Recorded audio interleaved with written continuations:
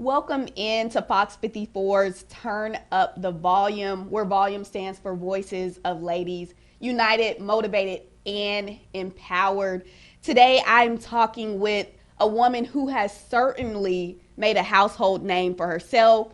If you know anything about cooking here in the CSRA and even beyond, then I'm sure you know this woman here. Hello, Vera Stewart. How are you doing today? Well, I'm just great, and I just appreciate the opportunity to be included in a list of adjectives that had to do with what you just said. It's amazing. How did you know that you had the spirit of an entrepreneur in you? Well, and you and I were talking before we Yeah. came on about the fact that about a year ago, that was the first question I was asked. And I mean, Yes. my head started spinning because I thought no one has ever asked me that. Right. And with that, I immediately visualized myself with my dad's old briefcase when I was 8 years old, and I would walk around to all the trash cans and get the junk mail, and I would set my desk up. Oh. And I played business. And so when my grandchildren said, well, Granny V, do you still have your old Barbie dolls? I looked at them and I said, I never had a Barbie doll. I wasn't doing the Barbie. I wasn't doing Barbie. Barbie was not happening. So, you know, honestly, I've probably always had that spirit, but it took being asked that question for me to realize how long ago that was. Right. That's so true. Sometimes you don't realize what you're doing or who you really are, what can describe you in a bigger way until it's brought out to you. So I'm glad that, you know, in the past you have been asked that question, because now you see, hey, I'm more than cooking, I'm more than books, I'm more than speaking engagements and all of that. I'm an entrepreneur. It all falls under there. So I'm glad you were able to see at a young age that you had it in you, you know? If you could look into somebody and give them some advice like, if you have this in you, you're an entrepreneur. What do you think that's one thing that somebody has to have to know? And you know, honestly, with the camp that I do in the summer with the young people, which actually started as a diversification because there wasn't enough activity under my catering umbrella to not have to go into my profit margins to keep my doors open. And the accountant said, what can you do in the summer to make money? And I thought, well, I was a high school home ec teacher, so I can have the children come and we'll do a cooking camp. And there's that certain personality that it might be the very mild and meek child, the shy child, or it might be the really outgoing child. But you'll see something like, well, let me show you how to do that. And they kind of push you, and they said, no, let me try. Yeah. And see, that is the secret right there. The one that wants to try it first is going to be the entrepreneur. The one that is always constantly, well, how do you do this? Well, I don't know how to do that. I can't do this. They don't already have the spirit of, I think that I can do it. And I feel like I've never really had that safety net to think that there was somebody else that I could lean on to get it done. And I figured it out. Yeah, you figured it out. It was all in you yourself. You said, I'm going to get it done one way or another. I love that you just spoke on a little bit about you being a home ec teacher. And this is just a little side note that I'm throwing in here. It brought me back to my high school days. I always said that I wanted to be a world-renowned chef. That's what I wanted to be. So I went to Davidson Fine Arts here in the area. I went there for my middle school years, but I switched over to Grovetown High School because they were one of the only schools that had the culinary program. And it was amazing. Amazing. And I learned so much from Miss Hydrick, was our teacher there. And I'm just thinking back, I'm like, wow. Well, and you know, I approached her and she ran my summer camp one summer. Are you serious? She sure did. What a I thought, small well, I wonder world. what she's doing in the summer.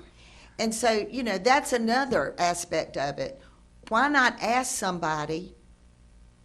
Because you never know, they may say yes. Yes, and she said yes. And she said yes, and That she is was amazing. And just look at what you're remembering. It's not necessarily that she taught you a really great recipe. It was her organizational skills. It was her passion. It was her character, her presence that you can take with you to any career, because none of that really, what she did is not what you're doing now.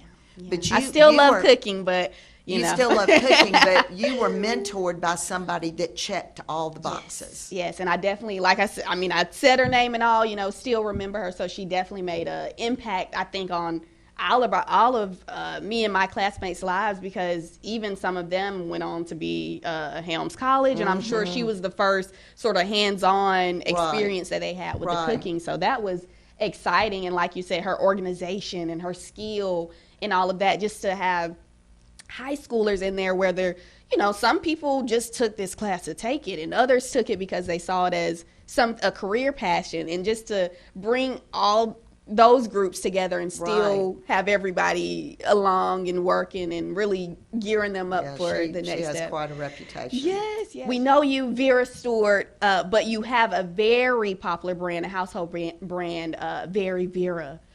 When you created that brand there, was that the goal, to become a household name? Did you see that coming? Well, you know, my goal was, when my first son was born, I didn't want to go back in the classroom. I really wanted to be at home. But I did have, here again, news to me, that entrepreneurial spirit. And so just staying at home was not fitting my bill of being fulfilled. And so, you know, you can do catering at some point out of your home. That's where the idea starts. That's where you make your first little cake or your batch of cookies. And so I did that. But the name Vera is my namesake grandmother. Wow. Who was 4'11", very feisty, quite the home economist, quite the entertainer, was the neighborhood party thrower. And everything she did, her friends said, was very Vera. I love that. And that's where the name came from. And so the goal was to have something that I could do and still be at home with my children. And so the business has actually grown as they grew. So when they were old enough to go to Mother's Day out, then I got a little bit more done while they were gone. Good. Then they get on the school bus, and then I can get all this stuff done until they get home at 3 o'clock. And then you put them to bed at night, and you get all the stuff that you didn't finish a little done more in the middle of the night. And so they've had a lot to do, both of my sons, with, you know, my passion to not just say I couldn't do it because somebody woke up early from their nap or they didn't go to school. They both laughed and said, "You never told my mom that you weren't going to school because you were going no matter what." But the brand, I think, has really developed through the years on the little tidbits that I want people to think about when they think about our company. An email returned in a very prompt fashion, a phone call returned, a project delivered on the day we said it would be delivered. You know, those are, you know, not being late, having, you know, the enthusiasm in every aspect of what you're doing, even when there's been a hiccup. You take the positive course. And honestly, at this point in time, right at 42 years, we get, "Thank you so much for your prompt reply." And you know why they say that? Because they don't get it anywhere else. You know, it's become a very unusual characteristic. Right. Even with you having kids, you were able to still carry on with your entrepreneurial task, because, you know, for many people, that might break them down there. It just all becomes too much. But you found a way to sort of ingrain and have your sons involved. And even though they're probably big boys now, I'm sure you still think about them on your journey throughout this. That's exactly right. Yeah. Do they ever give you any ideas to bounce off? Well, I mean, they've both had so much to do with being interested all along the way. And my younger son is actually the brand identity marketing company that we use. And so he's the voice of reason for me many times, Daniel Stewart at Vera Stewart, on, you know, how we should approach something, the idea, you know, the development of our website, the things that we do to make everything that I've said to you be apparent when you go to our website and look at that. You know, my grandchildren are getting close to the age where they start to kind of be interested involved, in things that I'm doing. So, you know, there's all different kinds of grandmothers, But I'm the entrepreneurial grandmother, so they're learning those things from me. Yeah, that's so fun. I love that it's a family affair, I would call it, you know? No, you're not originally from Augusta, are you? No, yes. I grew up in Macon. And actually, in my first book, I give recognition to my high school home ec teacher. Nice. And when I was on, the path in high school, hoping to go to the University of Georgia, which I did, home economics would have not been a course that you would have taken on that path. Wow. If you were going to college, that was not. But my senior year, that was my homeroom. Wow. My homeroom was the home ec department. Wow. And I was so interested in all the little vignettes, and she was just like Miss Hydrick. She was so organized. I found myself getting to school early. Wow. So I could help learn her, and help. And she said, you need to go to Georgia and major in home ec. And it was up from there. Everything it blossomed. Just went up. And honestly, when my first book came out, and I again paid attention to her picture, and the story I've just told you is there. And I got to deliver the book to her personally at the age of 100. Really? She died right before she turned 101. Wow. But I delivered that book to her, and she was 100 years old. Oh, my goodness. And we just cried. Yes. It was beautiful. Yeah, that's a tearjerker right there. And, I mean, for you to be able to deliver that and show her still at the age of 100, this is what you did for me. And my life now wouldn't have probably been. If I had not been in that homeroom. Yeah, if you not had, and that wasn't even your course. No, it wasn't my course. That is amazing, and you just happened to get in there. Or I think you getting in there early and learning, that's also what you were talking about, that entrepreneurial spirit. Getting in there, because other people probably wouldn't have thought of that. You don't want to get up early. Who wants to get up early when you're in high school? It's already early when you're in high school. I really did. Yes. Oh, my goodness. Well, that's amazing that, you were able to deliver that, but also see your way through from home ec and to where you're at now. I want to switch over a little more onto your art of cooking. I feel like you've been able to sort of stretch that along many mediums. You have your books, your cookbooks, you have the recipes, you have your show. You've been able to touch in different areas with the same degree. Exactly. The same degree, the same niche. I love that. If other people with this entrepreneurial spirit has a niche like that, what is your sort of advice to sort of stretch that across the mediums? Well, and I thought, God, that's such a great question. I said earlier that my accountant said you need to find a way to make money in the summer because your profit from masters and, holidays when everybody's ordering the red velvet cake or the carrot cake, you're having to use that money just to keep your doors open, pay the utility bills, et cetera. And diversification can be looked at as a way to solve, a financial problem, or it can be the opening to something new and different. And that's what happened with the show, is that, Food Network was, brand new after I'd been in business for a little bit. And I thought, I'm going to just send these demo tapes, and I'd get in the kitchen and we'd film these demo tapes of me doing stuff. And when I got that call, and they said they were with the cooking channel. Well, I knew that was legit because I followed the Food Network, and I knew this new channel was starting. And they said, would you consider yourself an expert on carrot cake? Well, I would have said yes to lizard cake. It didn't matter because I knew whatever it was, I was going to figure it out. You can so learn I said, absolutely. Well, little did I know that it was the Food Network, and it was Throwdown with Bobby Flay. Oh, my God. That's what I was going to ask. So is that what y'all cooked? Yes. Carrot cake? Okay. And so, I thought I was doing this show for the cooking channel. It was going to be called Top That Cake. And all of a sudden, you see people looking, and he's just weaving through. And as soon as I saw his face, I knew I was on that show. Oh, my goodness. And I beat him. And that's how beat Bobby Flay. I beat Bobby Flay. Oh, my goodness. And so that's how I got my own show. Wow. Was, one of the local television stations said, we're going to do a studio.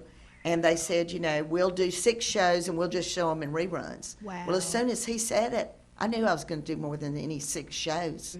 And then if you work really hard, you might get syndicated at the end of 5 years. Well, we got syndicated at the end of 3. Yes, because we can catch you pretty much all over. Oh, Honestly, yeah. past Oh, yeah. the CSRA. We're in 72 cities now. Wow. We have 72 television markets that air our show. Wow.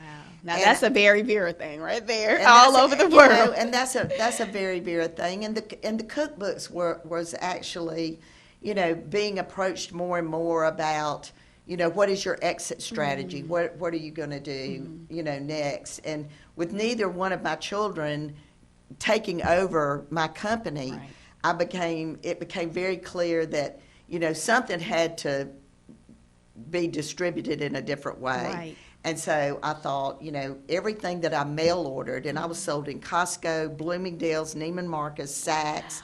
We had all these distribution centers that sold our products. And I thought, I've never published those recipes. So maybe I'll let go of retail, concentrate on the show. And then I thought, I'm going to write a cookbook. And all those carrot cakes that nobody ever had the recipe for, but they were ordered left and right. I'm going to share the recipe. And that's what that book is. Wow. Everything I mail ordered. And so actually doing cookbooks turned into something that I really enjoyed. Yeah. And it goes back to structure. How many times have you read a recipe that says, beat the sugar and butter until it's fluffy? Well, unless you're standing next to your mom, you don't know what fluffy is. Right. Because you're going to look at her and say, is it fluffy yet? But if I tell you to do it for 20 minutes, you're probably going to think that's a typo. But that's the difference in a cake that flops and one that rises and has a crown. Wow. It's amazing. I love that. I love that, you break it down in these books, like you said, because some of the terminology is just like, wait a minute. Okay, I guess it might be fluffy. I think that makes sense. Yes. But it's beautiful to see you take your talent, take your craft and really stretch it over these platforms and just keep it going. You said, again, with the entrepreneurial, you had to think of ways, hey, how do we keep this rolling? How do we keep it rolling? And you mentioned, speaking. That's something that I really enjoy because the audience could be all retired people, or it can be folks that just got out of college, or it could be, a group of business people that can take, because years ago, the Chamber of Commerce here had what was called the Small Business Roundtable. Okay. So you were in a group of 12. You and 11 other businesses were a group. And every month you met at one of those businesses. Oh, that's awesome. I like that. And honestly, I can name them, and they're all still in business. Still going. Like CC Automotive. Wow. Like Busby's Heating and Air. All these people, Georgia State Wholesale Florists, they were all in my group. Wow. But you could leave Busby's, or you could leave, any of these places, and something that they were doing, whether it's how they conducted a staff meeting or how their break room was set up, you could come back and take that and put it into your own business. Wow. And so I've really always wanted to know more about a successful business and what they do to be successful. Yeah. Because in the end, it's all about customer service. It's all about how you treat your staff, all of those things. And I find myself getting very passionate in these speaking engagements about just the grassroots efforts of building my company one step at a time, one layer with a little icing, and then another layer, a little bit more icing. And it's interesting to listen to. Yeah. Nothing remarkable, but common sense. But still helps you get to, like you said, to that next level. And I think it's important that you mention you go into these different businesses, and it could have been something small like how they ran their staff meeting, and then you take that and try to see how you can make your staff meeting better. And that kind of reminds me of the term like being a student of the game, always wanting to learn, always wanting to see how can you help your business. So again, being an entrepreneur, even though you're thinking of these ideas on your own mainly, but you always, have to get the team, and then you always have new ideas that might come from another entrepreneur. So I think well, that's awesome. and I really believe that my interest in college football has so much to do with what you just said. Yeah. I mean, the coach that walks the walk, that talks the talk, Yep. that expects way up here every single time. Yeah. I mean, I'm listening to every word that comes out of Nick Saban's mouth, and even now as a commentator. And I'm a Georgia Bulldog. Yeah. But there's just something about he's driven. Right. I mean, and look at him. Now he's on a whole new career path. Yeah. Yeah. And he's in his 70s. Right. And, you know, those are all inspiring to someone that does have a passion to keep moving forward. You know, people have really quit asking me, when are you going to stop? Because they know the answer. Yeah, I don't have a timeline for that. It's just going to keep going until it's going. That's right. That's exactly right. So you're ready for the game this weekend. Isn't there a big game coming? Goodness, yes. Oh, it's goodness. It's a big game. Oh, so, goodness. You got any traditions or anything you got going on? Well, I mean, thank goodness I love it because my husband loves it too. And we'll spend the whole day Saturday into Saturday night, you know, watching football. That's the fun of it. That's I the like fun to make of it. little, you know, different treats and stuff for us to eat while we're watching it. Yes. But, you know, the translation of how a coach manages his team and how you look at the mistake and make a silver lining out of it. You know, if I did write a fourth book, it could be all the mistakes I've made as a business owner. Wow. And if you don't take that mistake and try to make sure it never happens again, but set a precedent of how you can be better because of that. If that incident had not happened, we would not be where we are today. Yeah. And that's how you have to look at it. Yeah.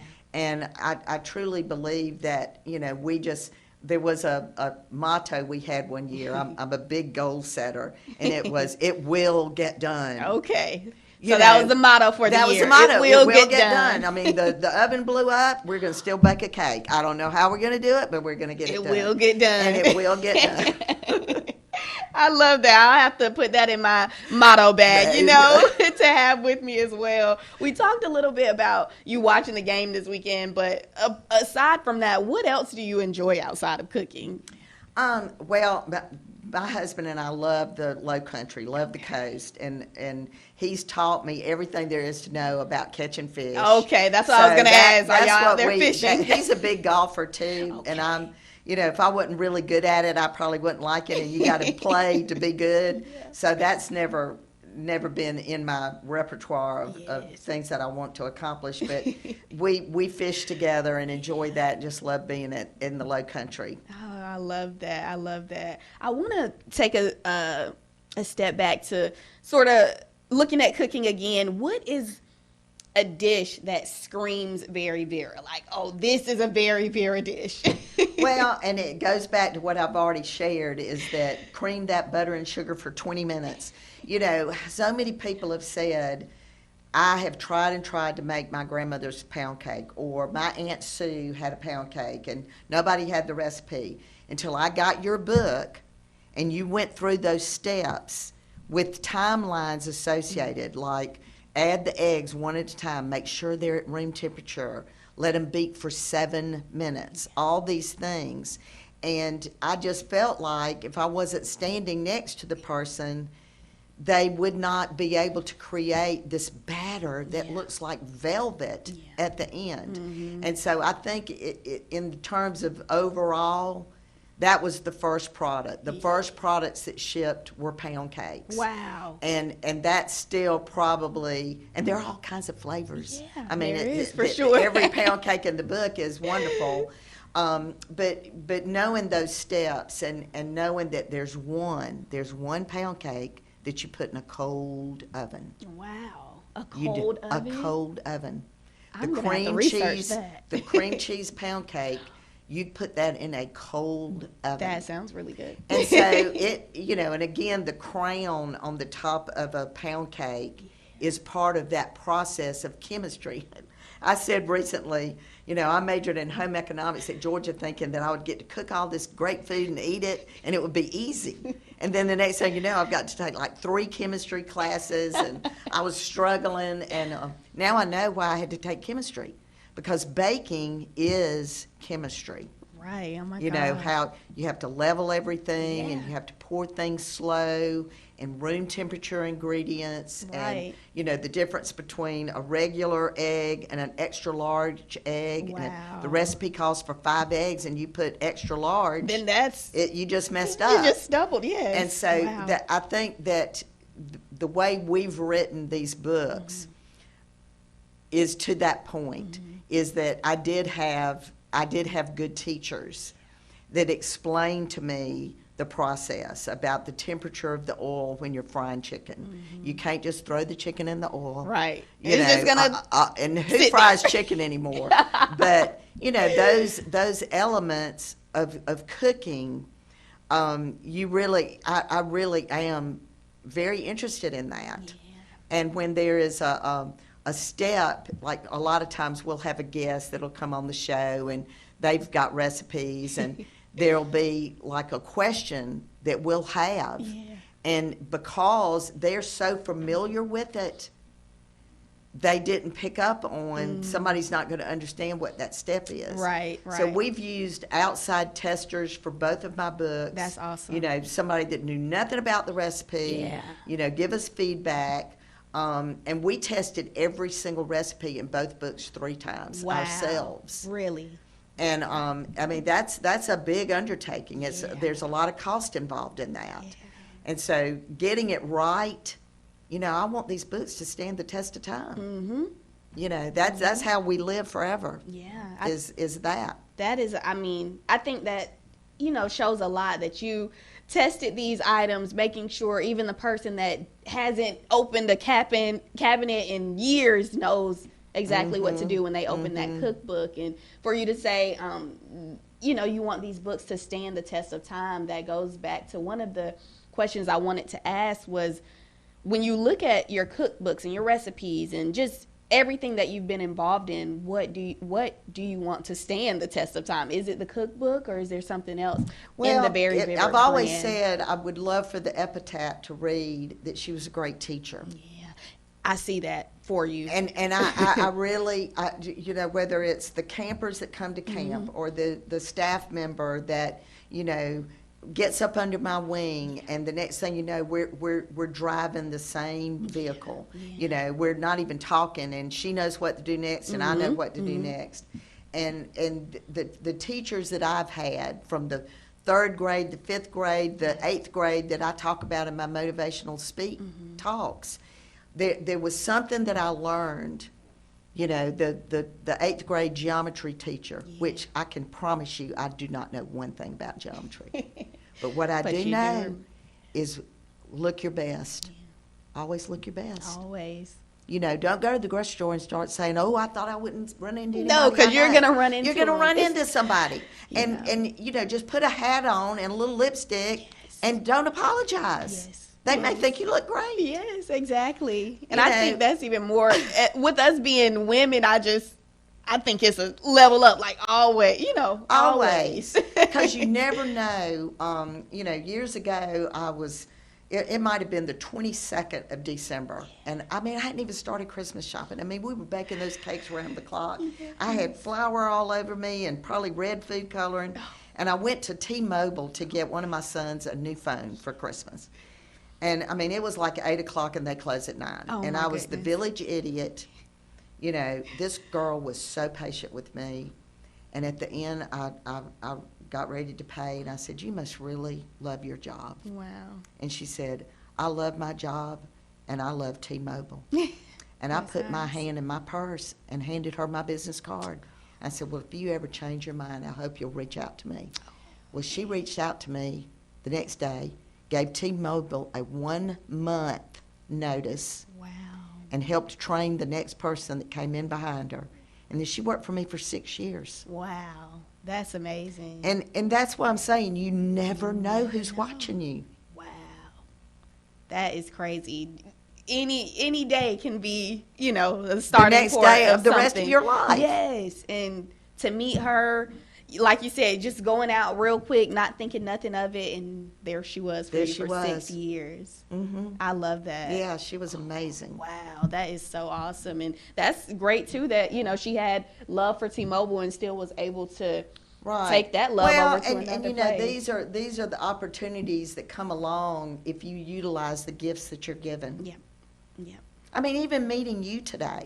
Thank you. For me, this bright, cheery face that met me in the lobby. Thank you. And, the way you have conducted the questions that you've asked me and these sorts of things, you approach every day like this is the career of your life. Yeah, thank you. And if you dream big, big things will happen. Thank you.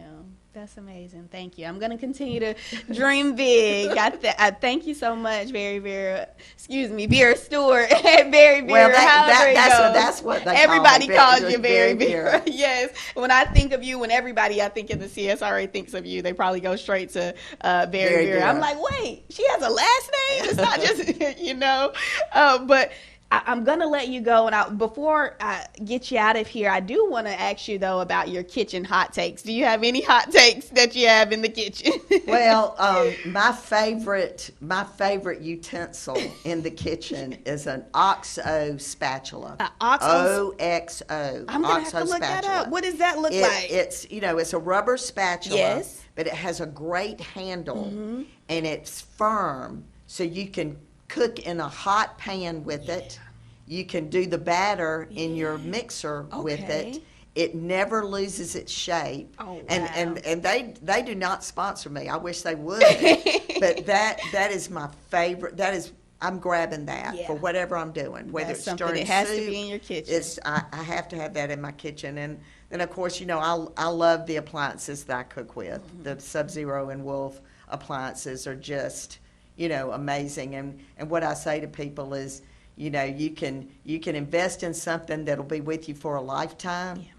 Yeah. And pay for that investment and take care of it. And that's Mm-hmm. exactly what we've done with their appliances. Perfect. That makes sense. Sometimes you have to do a little, you have to spend a little something to let something last. Yes. And if it continues to make a great product every time. Yeah, it does. It's a little bit of you, but it's, also. Yeah, I made the appliance as mistake well. one time, the photographer that works with us during the show, the picture just looked amazing. And I said, gosh, you must have a great camera. And he looked at me and said, well, you must have a wonderful mixer. Oh. So I learned real quick that you got to give credit to the person that's operating the mixer or using the camera. Right. What are some things we can expect from you in the future? We have the third book. There we go. There we go. So the third book will go in pre-sale in February. Okay. The first book was the Very Vera Cookbook, Recipes from My Table. Okay. The second book, the Very Vera Cookbook, Occasions, which is everything I've done in catering over the years. Nice. The third book will be the Very Vera Cookbook, Generations. So it's all recipes that an 8-year-old all the way to a grandmother can make. I love They can that. either make it together or they can make it separately. Yeah. But the instructions, I might give a little bit more detail on something like how to fold the ingredients together, which an adult may or may not need, but there might be an adult that might need to know what that means. Yeah. And so we're very excited about this book, as the trilogy, the third leg of the journey of the brand Very Vera, to have the children prominently involved in this last book. Yeah, I love that. I mean, again, it feels like you're coming back to your teacher days in a bit, which I'm sure they're still in you every they're day. definitely there. I can just tell the way that you have your brand, that this teacher spirit is in you every day, but just having that book still relate back to kids and generational, like you said, that everybody can look at this book and, okay, I want to make this tonight, or we can make this tonight, or you Right, take a stab at it. So I love that. We're so excited for your third book to come. And again, like you said, it's on pre-sale in February. That'll be around the corner. So I know y'all are getting things together. Working hard. And let me close by saying that one of the things that we had talked about prior to this interview today was, how do you feel about Augusta and where do you stand? Augusta is the rock for me. Augusta has opened doors that, might not have been opened. For example, I was the caterer. I was the local caterer, 42 years ago. But because we turn into an international city once a year, I could either step up my game or I would be nothing. And so because I lived in Augusta, I was able to be taught by event planners that did not take anything short of excellence. And I cried a few times, and I messed up a few times, but you can either get mad or you can get better. Yeah. And I got And better. you got better. I knew better. it. So Augusta is the rock, the foundation of the Very Vera brand. I love that. I love that you spoke about Augusta being the rock for you, because again, you're not from here, but you use what you learned at home, you took how you got here, and then you made Augusta also your home, and here it is. Very Vera. That's right. Has blossomed. We want to thank you so much for coming in. I mean, this was exciting just to learn a little bit about you and your brand, and I'm sure for entrepreneurs, this is probably a eye-opener to them, too, giving them some gems and everything. Mm-hmm. So we thank you for coming in to Fox 54. You're so welcome. Well, thanks so much for including me in this series. Yes, turn up the volume. Okay, turn it up. Turn it up. Voices of Ladies United, motivated and empowered. Thank you.